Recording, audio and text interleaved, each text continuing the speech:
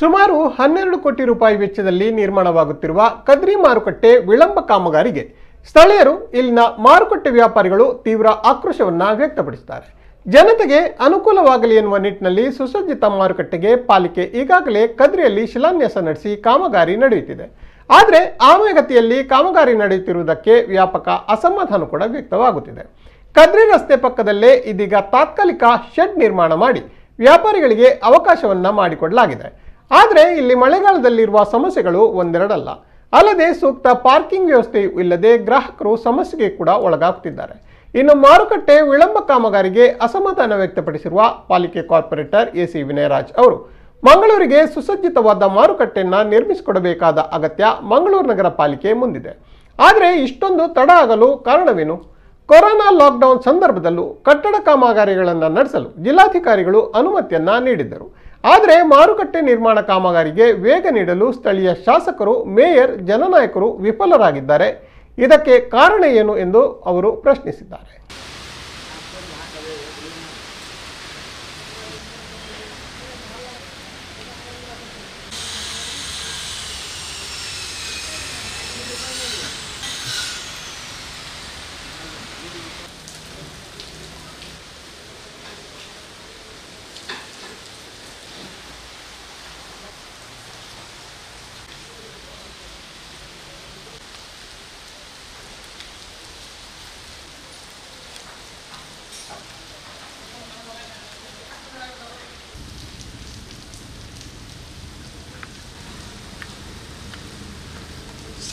ಇವತ್ತು ಎಷ್ಟೋ ಜನ ಅಂಗಡಿ ಮುಂಗಟ್ಟುಗಳು ನಾವು ರಸ್ತೆ ಬದಿಯಲ್ಲಿ ನಾವು ಅವರಿಗೆ ಪರ್ಯಾಯ ವ್ಯವಸ್ಥೆಯನ್ನು ನಮ್ಮ ಆಡಳಿತ ಇರುವಂಥ ಸಂದರ್ಭದಲ್ಲಿ ನಾವು ಕಟ್ಟಿಕೊಟ್ಟಿದ್ದೇವೆ.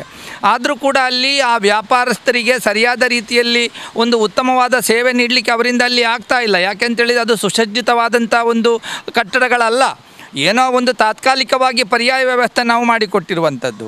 ಇಲ್ಲಿ ಉತ್ತಮವಾದಂಥ ಈ ಮಾರುಕಟ್ಟೆಯನ್ನು ನಿರ್ಮಾಣ ಮಾಡಲಿಕ್ಕೆ ಯಾಕೆ ಇವತ್ತು ಇಲ್ಲಿಯ ಏನು ಶಾಸಕರಿರ್ಬೋದು, ಇಲ್ಲಿಯ ಮೇಯರ್ ಇರ್ಬೋದು, ಅಥವಾ ಇಲ್ಲಿಯ ಏನು ಮುಖಂಡಗಳು ಇಲ್ಲಿ ಎಲ್ಲರೂ ಇದ್ದಾರೆ, BJPಯ ಎಲ್ಲ ಮುಖಂಡಗಳಿದ್ದಾರೆ. ಇವತ್ತು ಡಬಲ್ ಎಂಜಿನ್, ಟ್ರಿಬಲ್ ಎಂಜಿನ್ ಸರ್ಕಾರ ಅಂತ ಹೇಳ್ತಾರೆ. ಕೇಂದ್ರದಲ್ಲಿ ನಮ್ಮದೇ ಇದೆ, ರಾಜ್ಯದಲ್ಲೂ ನಮ್ಮದು ಬಂದರೆ ಉತ್ತಮ ಕಾಮಗಾರಿಗಳನ್ನು, ಕೆಲಸ ಕಾರ್ಯಗಳನ್ನು ಮಾಡಲಿಕ್ಕೆ ಆಗ್ತದೆ. ಅದೇ ರೀತಿಯಲ್ಲಿ ಮಂಗಳೂರು ಮಹಾನಗರ ಪಾಲಿಕೆಯಲ್ಲಿ ಕೂಡ ನಮಗೆ ಅಧಿಕಾರವನ್ನು ಕೊಡಿ, ಕೇಂದ್ರ ಮತ್ತು ರಾಜ್ಯದಲ್ಲಿ ನಮ್ಮ ಸರ್ಕಾರ ಇದೆ. ಇಂಥ ಎಲ್ಲ ಉತ್ತಮವಾದಂಥ ಸಿಹಿ ಮಾತುಗಳನ್ನು ಹೇಳಿದಂಥ ಈ BJP ಪಕ್ಷದವರು ಇವತ್ತು ಮಹಾನಗರ ಪಾಲಿಕೆಯಲ್ಲಿ ಯಾವುದೇ ರೀತಿಯ ಜನಪರ ಕೆಲಸವನ್ನು ಮಾಡ್ತಾ ಇಲ್ಲ, ಜನರಿಗೆ ಸ್ಪಂದನೆಯನ್ನು ಕೊಡ್ತಾ ಇಲ್ಲ. ಒಟ್ಟಾರೆಯಾಗಿ ಮಂಗಳೂರು ನಗರವನ್ನು ಇವತ್ತು ಗೊಂದಲಮಯ ವಾತಾವರಣದಲ್ಲಿ ಈ ಒಂದು ನಗರವನ್ನು ಇವರು ಹಾಕಿದ್ದಾರೆ ಅಂತ ನೇರವಾಗಿ ನಾನು ಹೇಳಲಿಕ್ಕೆ ಇಚ್ಛಪಡ್ತಾ ಇದ್ದೆ.